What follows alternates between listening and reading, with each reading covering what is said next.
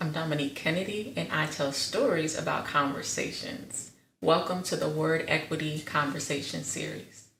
So, we were having this conversation with my children, and it was one of those free flowing conversations. We're riding, kind of just hanging out as a family, and one of our daughters says, "How did you know that daddy was the one?" And then they pose the same question to my husband. How did you know that mommy was the one? So we had this conversation with our daughters about how we knew that the other was the one.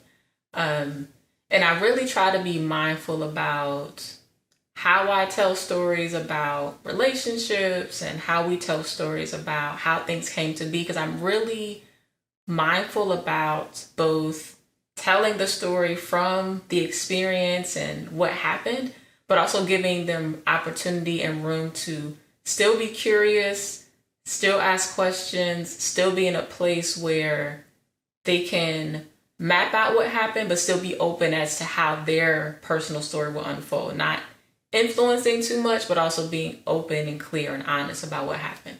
So the question came, okay, so how did you know daddy was the one? So I said, well, I had relationships before daddy, so I was able to make informed decisions about what I wanted and what I was ready for, and the kind of person I think was most aligned with who I was at that particular time. And I also told them I wasn't looking for daddy. Like, I wasn't out just on this quest of looking for a husband. But I was in a place where I had made an informed decision, and not an inner vow, but I decided this is what I believe is going to be best for me at this stage of my life. And this is what I think is most important to focus on at this particular time.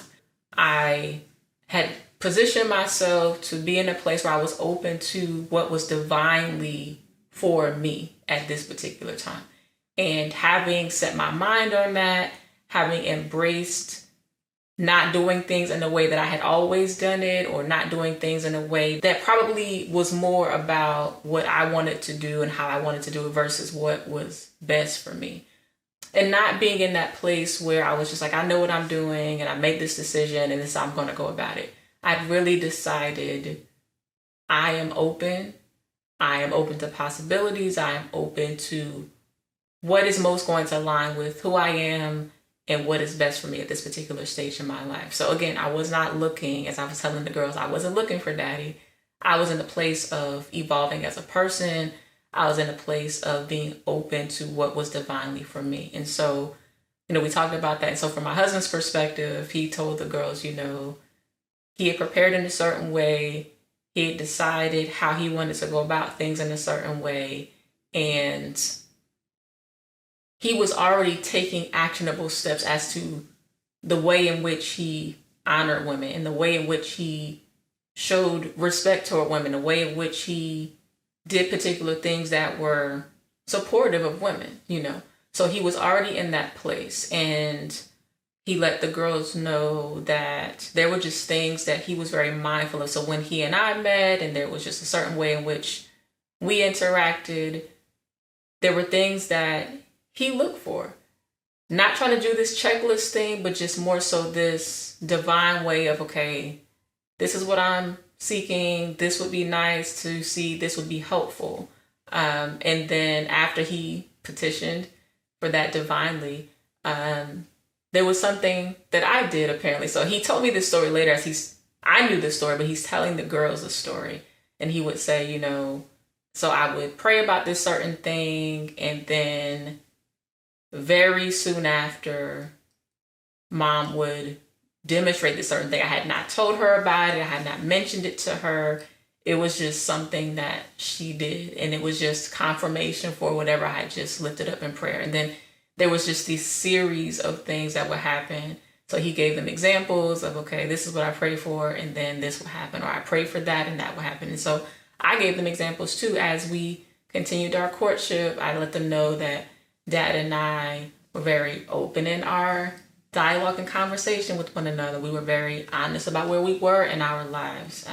just giving them real, honest information as to how we went about things. It wasn't like this fairy tale like, thing that we like to kind of create in our minds, this way in which we try to put stories together for people, but just natural things that happened along the way, conversations that were had along the way, ways in which we engage that align with who we are as people along the way. So just having this really open and honest conversation with the girls about how we came to be, how we decided to move forward, and what allowed us to be in a place where we were able to make an informed decision about the one.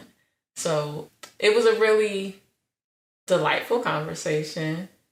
I'm always kind of like open to, okay, what's going to be the next question? How would I like to phrase and formulate this particular response? I'm always considerate about how I want to move forward.